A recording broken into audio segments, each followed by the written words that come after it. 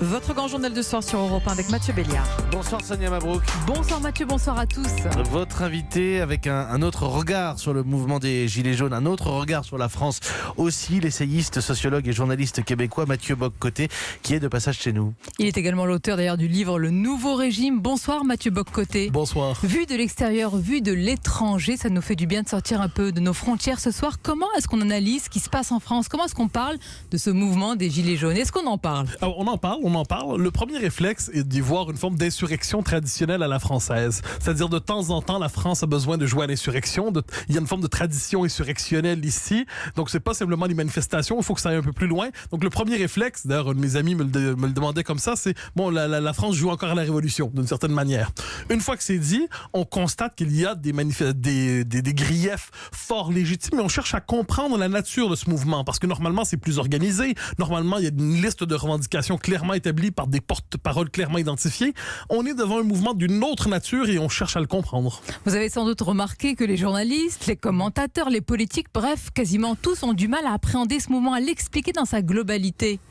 Oui, avec raison à certains égards, parce qu'il ne s'agit pas de catégories sociales clairement identifiées, avec des organisations capables de porter leurs revendications, qui décideraient de dire, voilà, on décide d'occuper la rue au nom de telle raison. C'est manifestement une manifestation de colère populaire. C'est confus. On ne sait pas exactement tout ce qui est investi dans ce mouvement, sinon qu'il témoigne justement d'un malaise profond de catégories, et ça c'est particulier, il faut le dire, de catégories sociales qui avaient généralement été considérées comme déclassées. Déclassées par la mondialisation, déclassées symboliquement, déclassées matériellement, et ces catégories-là n'ont pas l'habitude non plus de la politisation ou de la mobilisation.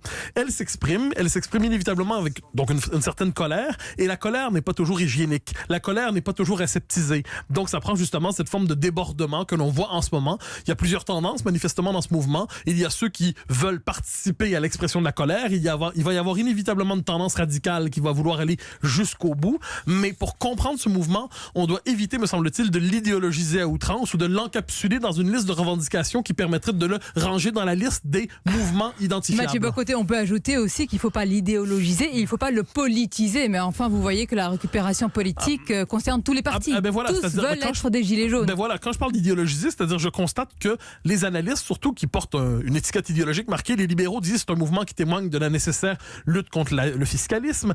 Les sociodémocrates ou les socialistes disent que c'est un mouvement qui demande du collectif. Donc chacun veut y voir ce qu'il veut. Mais une fois que c'est dit, c'est un mouvement qui manifestement ne se laisse pas encapsuler, ne se laisse pas digérer par un appareil. Voilà pourquoi, ça s'essouffle, j'ai cru comprendre, ça risque de s'essouffler. C'est à peu près inévitable qu'un mouvement comme ça, il n'en demeure pas moins qu'il va falloir voir là-dedans le symptôme d'une crise profonde, d'un malaise qui traverse le pays, justement, de la révolte finalement de la France périphérique, pour le dire à la manière de Guillouis.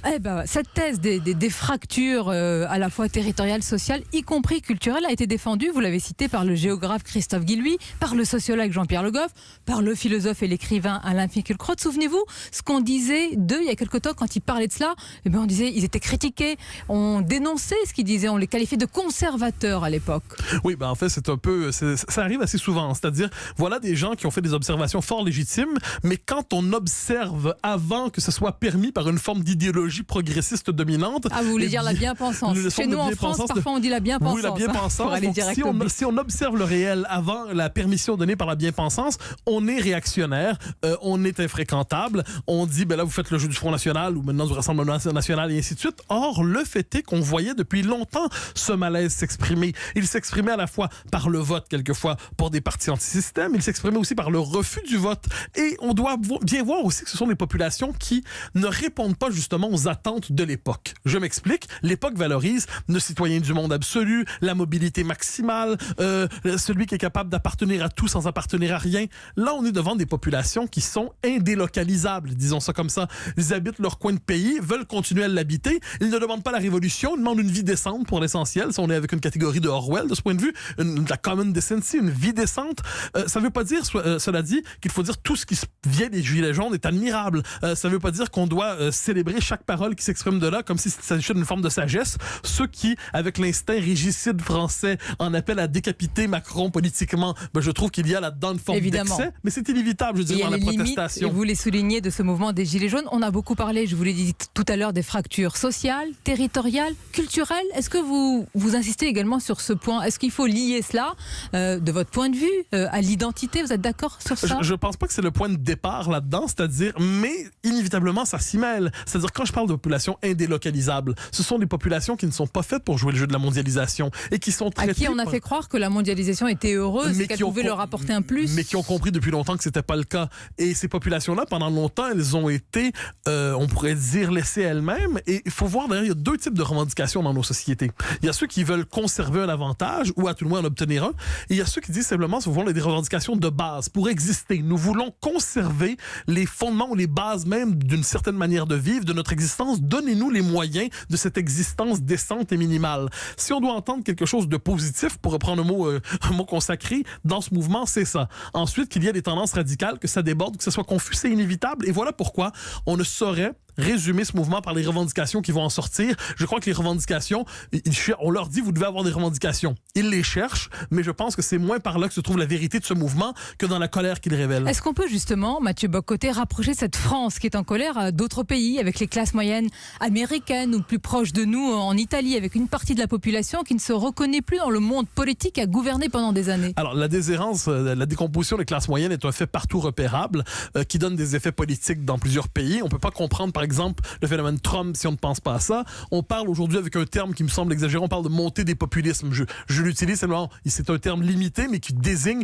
l'expression d'un vote contestataire, anti-système. Mais là, on vient d'aller au-delà du vote. C'est-à-dire le propre, et je pense que la dimension spécifiquement française, elle est là, c'est qu'il y a une mobilisation directe, une mobilisation populaire et qui semble endossée pour l'instant par la population. Donc, est-ce que cet appui va demeurer massif pendant longtemps? C'est loin d'être certain. Mais pendant un moment, il y a une manifestation, il y a une partie de la population qui aura dit quelque chose se passe là, ce malaise doit être endossé par le commun des mortels. Malaise. Est-ce que je peux ajouter malaise démocratique? D'ailleurs, dans votre livre, Mathieu Bock-Côté, intitulé Le nouveau régime, vous parlez des nouveaux enjeux démocratiques et vous dénoncez cette démocratie moderne qui a trahi ses promesses. Ah ben oui, ça, on est devant une population qui, manifestement, ne se reconnaît plus dans le système politique. On est devant une crise de la représentation, d'ailleurs. Et ça, moi, je l'entends quelquefois de manière un peu amusée. On demande à certains gilets jaunes, c'est quoi votre problème? Eh bien, on nous écoute pas. Mais parfait, dites-nous, qu'est-ce que vous voulez nous dire? Que vous nous écoutez pas. Alors, ça tourne un peu en rond. Très bonne mais remarque. encore une fois, ça parle du rapport au pouvoir, ça parle du rapport à la représentation politique, ça parle de la capacité de la part de l'État de tenir compte des conditions de ces gens-là. Et quand j'écoutais le grand débat l'autre soir, je pense, animé, je crois, par David Pujadas, je voyais une forme de conflit irréductible, c'est-à-dire des gens qui parlent de leurs conditions de vie, qui parlent très concrètement d'une vie qui se décompose, d'un malaise et qui est très ancré dans la condition française, et de l'autre côté, un discours stratosphérique sur la transition énergétique qui n'est pas sans fondement intellectuel, qui n'est pas illégitime en lui-même, mais qui était complètement décalé des préoccupations qui s'exprimaient. De ce point de vue, la crise dont nous parlons est une crise profonde qui aura d'autres symptômes plus tard, inévitablement. Voilà, il y aura un avant et un après. Ce sera peut-être, en tout cas, ça sera appelé à durer. Merci Mathieu Bock-Côté d'avoir été l'invité d'Europe 1. Mathieu Béliard, vous ne trouvez pas que c'est l'essayiste québécois qui connaît le mieux, en tous les cas, la scène politique française, bien plus que certains journalistes français? Ça ne se verra pas, mais je voulais le cacher, je suis un peu essoufflé. J'étais en régie pour tout vous dire, j'ai failli être en retard et j'écoutais, j'avais pas vu l'heure tourner pour répondre à ce que vous disiez à la fin. Nous n'allons pas rester sourds et muets, dit François de Rugy il y a 3 quarts d'heure sur Europe 1. On attend la suite. En tout cas, vous avez raison, Sonia, le mouvement, bien pour l'instant, il dure et nous en parlons avec vous au 39-21. Merci beaucoup, Sonia. Merci Mathieu Bock-Côté. Merci beaucoup. À très bientôt. Enchanté en tout cas. 19h19 sur Europe 1.